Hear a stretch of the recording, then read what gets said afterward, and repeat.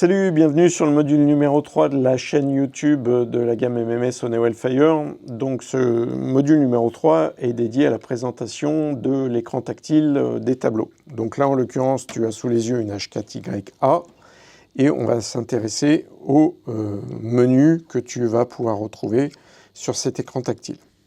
Donc cet écran est tactile mais pas que, tu vois qu'il est également couleur. Et il va donc changer de couleur en fonction de l'événement. Là, volontairement, j'ai déclenché un DM.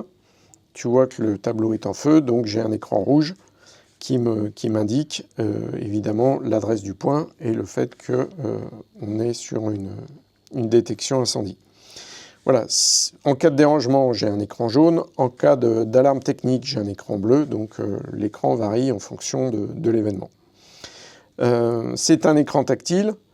Voilà, je préfère préciser toutefois qu'on a tous pris l'habitude d'utiliser des smartphones qui ont des dalles extrêmement performantes.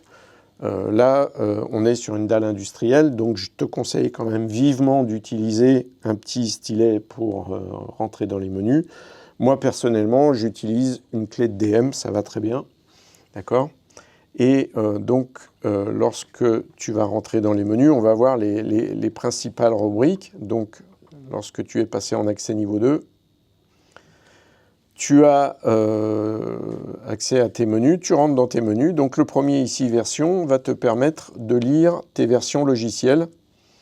Donc, sur la partie ECS, sur la partie CMSI, sur la partie bus également.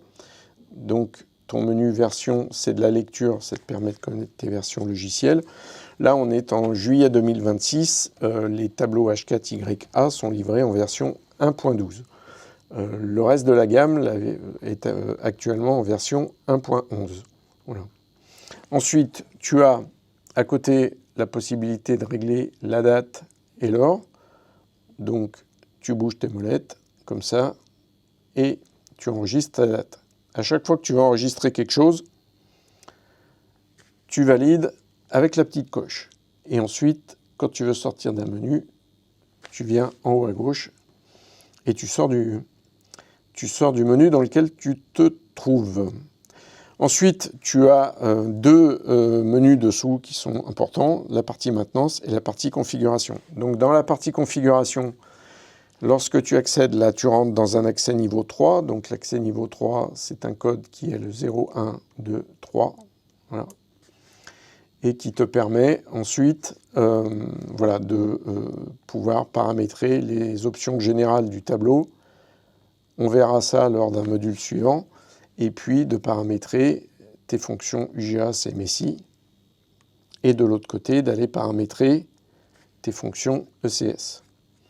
Voilà, donc lecture du bus, topologie, paramétrage des zones, paramétrage des points. Donc tu vois que tout ça est assez intuitif. Hein, voilà.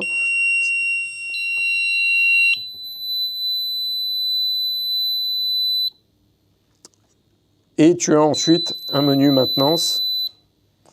Tu as aussi ensuite un menu maintenance qui va te permettre différentes choses. D'aller lire l'intensité qui circule sur ton bus, ça c'est de la lecture. Et puis d'avoir la possibilité d'aller mettre des zones ou des points en ou hors service dans le cadre d'une maintenance sur le terrain. Voilà. Donc différentes fonctionnalités de maintenance qui sont également présentes sur ce tableau.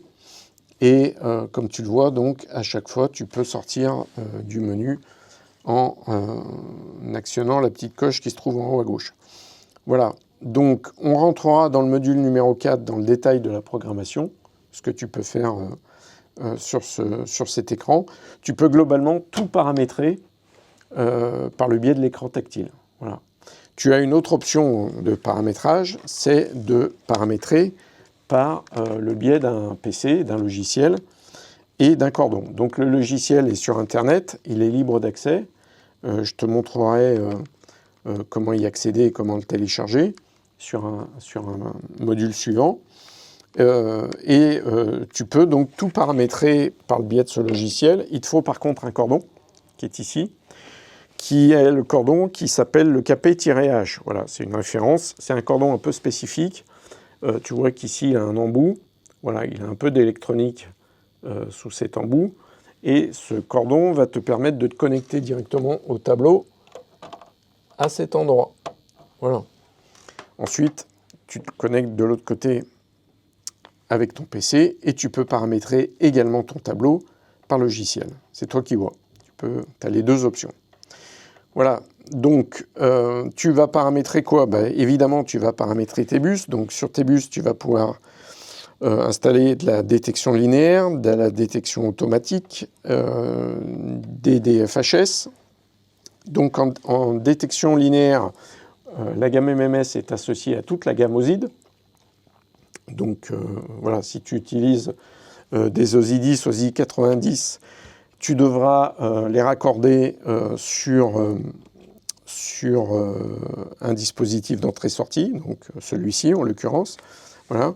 On a un détecteur linéaire un peu spécifique qui est l'OSI RIE32 qui fonctionne avec réflecteur et qui lui se raccorde sur le bus, s'installe sur le bus et est adressé par le bus. Alors ça c'est super intéressant parce que ça te permet de faire des économies puisque du coup tu n'as plus besoin de dispositif d'entrée-sortie, tu n'as plus besoin d'alimentation d'AES sur le terrain puisque tes linéaires sont raccordés directement sur le bus.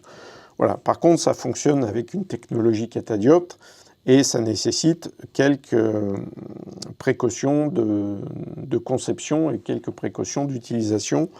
Donc voilà, la technologie catadioptre a ses limites technologiques. Voilà, sinon il y a l'option de l'OSI 10, OSI 90 puisqu'on est associé à la gamme. On est associé aussi au FAST, qui est un DFHS, petit DFHS conventionnel. Voilà, très facile à mettre en œuvre, très économique, qui lui va se raccorder sur les dispositifs d'entrée-sortie. Voilà globalement ce que tu vas pouvoir mettre sur les bus.